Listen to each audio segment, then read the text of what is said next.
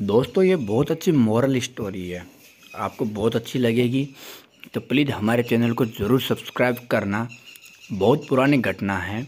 एक बार पूरा गांव भीषण भूकंप के झटकों से बर्बाद हो गया।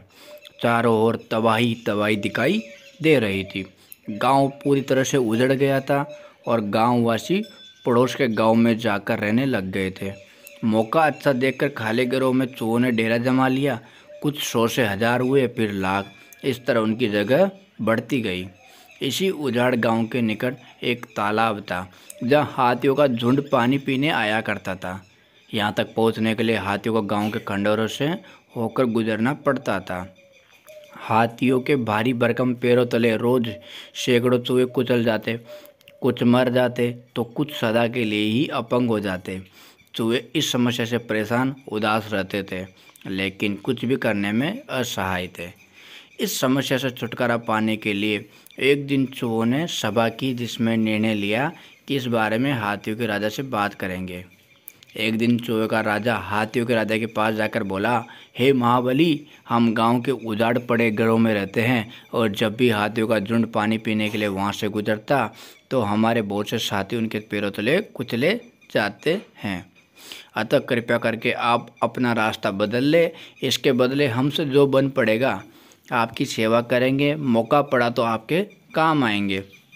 ये सुनकर हाथियों का सरदार जोर से हंस पड़ा। तुम इतने छोटे से भला हमारी क्या मदद कर सकते हो? लेकिन फिर भी मैं अपने साथियों को रास्ता बदलने को कह दूंगा। चूहों का राजा उसे धन्यवाद अदा करके घर लौट चला। उसे लग रहा था कि अब मुसीबत टल जाएगी, और ऐसा ही हुआ। हाथियों ने अपना रास्ता बदल लिया। कुछ समय बाद वहाँ के राजा को अपनी सेना के लिए और हाथियों की ज़रूरत पड़ी, तो उसने सैनिकों को जंगल से हाथियों को पकड़ लाने को कहा। सैनिक जब जंगल पहुँचे तो उन्हें हाथियों का यही झुंड दिखाई दिया। उन्होंने बेहद मजबूत जाल बिछा दिया, जिसमें कई हाथी फंस गए और उससे निकलने की उनकी सारी कोशिशें नाकाम रही। जाल में फंसे असहाय हाथी सोच रहे थे कि इस बिन बुलाए मुसीबत से छुटकारा कैसे पाया जाए। तभी अचानक हाथियों के सरदार को चूहे के सरदार की बात याद आई और वो उसे बुलाने के लिए जोर से चिंगाड़ने लगा। चूहे के राजा ने जब उसकी चिंगाड़ सुनी तो तुरंत उस हाथियों के साथ वहां पहुंचा जहां पर हाथी मजबूत जाल में कैद था। स्थिति की गंभीरता देखते हुए वो समझ गया कि क्या करना है।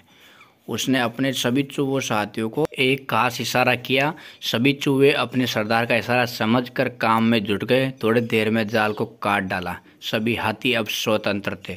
उन्होंने सभी चूहों का शुक्रिया अदा किया और दोस्ती सदैव बनाए रखने का वचन भी किया।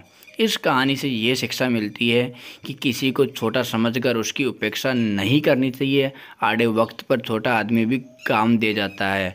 तो दोस्तों, ये कहानी आपको कैसी लगी? तो हमारे चैनल को ज़रूर सब्सक्राइब करना, लाइक, कमेंट और सब्सक्राइब करना मत भूलना प्लीज़ दोस्तों।